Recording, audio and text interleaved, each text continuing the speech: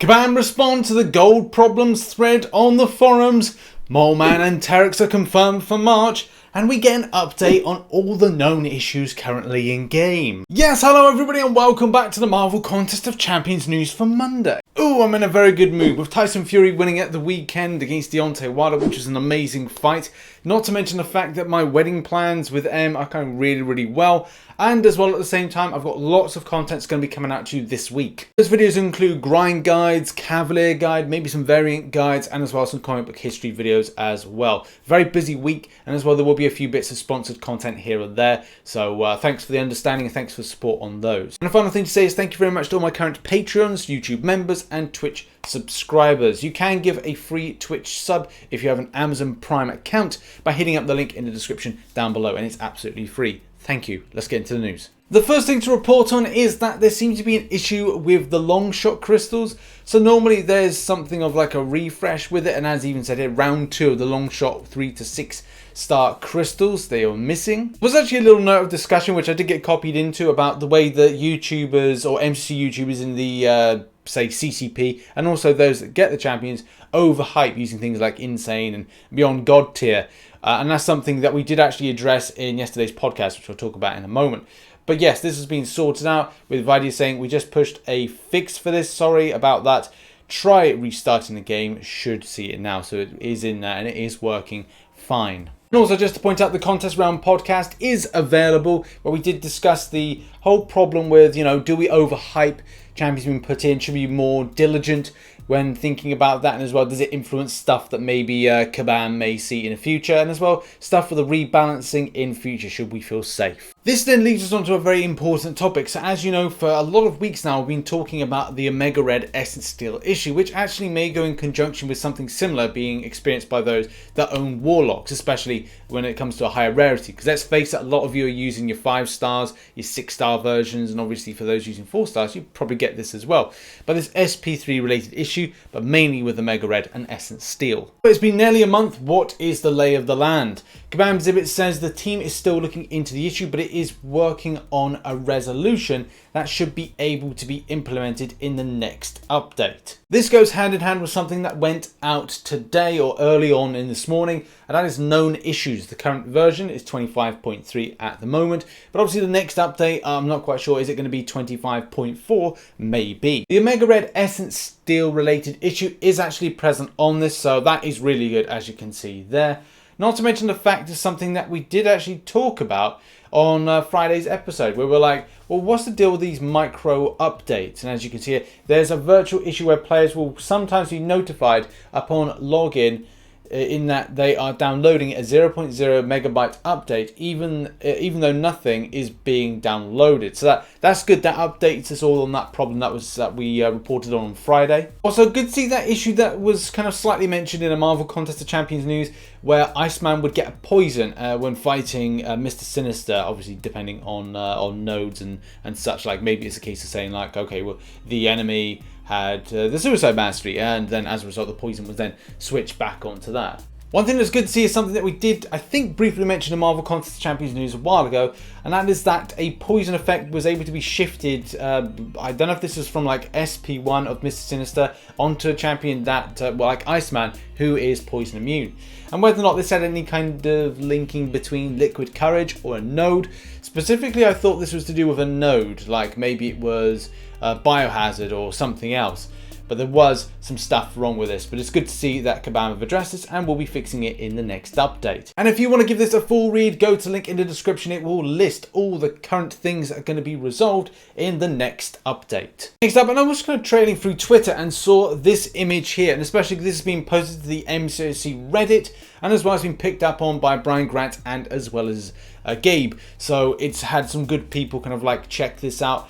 And obviously this is amazing work. This level of detail to create this kind of little sculpture is fantastic. The handle for this particular person is here, as well as Instagram can be found in the description down below.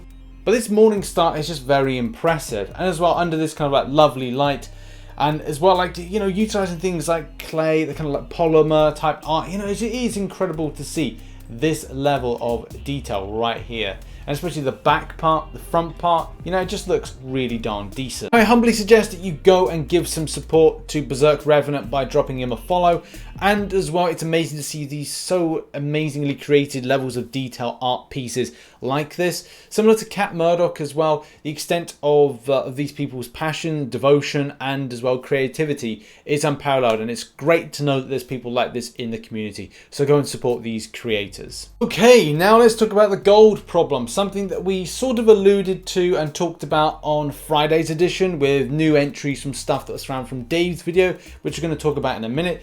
But I do feel that there is something of a bigger push, especially with this forum post and as well the responses, that the gold problem is still rearing its head to a degree. So for those that don't know what the gold problem is, it could be said that getting gold is more difficult nowadays, especially if you don't do an extensive amount of arena grinding. Kabam put in stuff like the uncollected arena crystals. They've put in variants in order to give a good amount of gold, especially when it comes to completion of a variant or the 100%ing of a variant. Either way, the need and, well, the increase of 5 stars and 6 stars in game means that you've then got a problem with ranking up and leveling up, because you need extensively more gold, which is difficult to get and will largely mean you have to grind out a lot more in arena in order to get it, in order to rank up those champions. But effectively, it does mean that you just don't feel like you want to do it. So there's not really anywhere else to go in order to get gold more easily and in extensive amounts. In the post, there's a few points made, especially like dodging some questions in DDD's video, so let's see what Kabam have to say on this. If you're referring to the video by Dorky Diggity Dave, I don't think that the gold question was dodged, but was made more generic to include all resources. Not every resource in this game can be plentiful, because if it was, there will be nothing to aim for, and players would get bored and leave. Resource management is an important part of the game and will continue to be in the future. Continuing with, that said, we know that gold is a specifically touchy subject and we are working on it. There has been a lot more gold injected into the system in the past and has become easier to access, but you are going to have to work for it. We've moved that gold rewards in arena down to the early milestones, added more gold crystals to rewards, added the golden circle quest with sigil, and removed gold costs of Alliance Wars map 4 completely when we introduced map 7. There are also more ways of gaining gold coming in the future, but you'll have to play and earn it. One of those ways is with improvements we have to upcoming dungeons. You can look forward to that in a few months. At the end of the day, I've read through a lot of this forum post discussions and it does feel it's not a one size fits all problem. Some players find that getting gold is easier. Some people are a bit more savvy with things like selling ISO, and as well there's certain things like players can extensively grind out an arena. Other players don't play quite as much, or they play enough but at the same time don't really consider things like arena much interest to them, and at the same time going for things like solo events and solo questing to then kind of pick up things like the golden crystals and the greater golden crystals that you get from certain types of milestones are not really there. So again, it's not one size all fits problem, and as well, you know, paying for Summoner Sigil isn't exactly everyone's cup of tea.